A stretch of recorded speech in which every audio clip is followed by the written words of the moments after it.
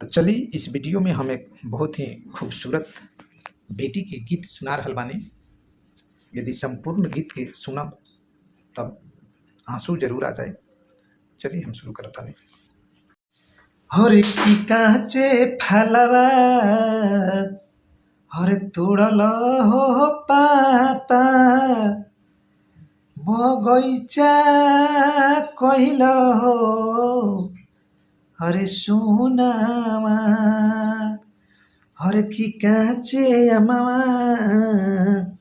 हरे तोड़ल हो पापा बगैचा कहिल हो सोनावा।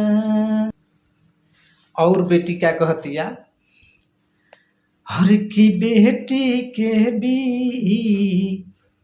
अहला हो पापा मोहलिया कोइल हो अरे सुनावा।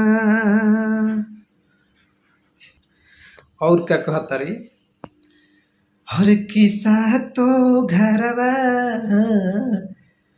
हर खोजब हो पापा हर सातो मेरे पुतोहिया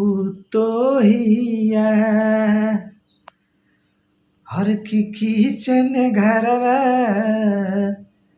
हर खोजब हो पापा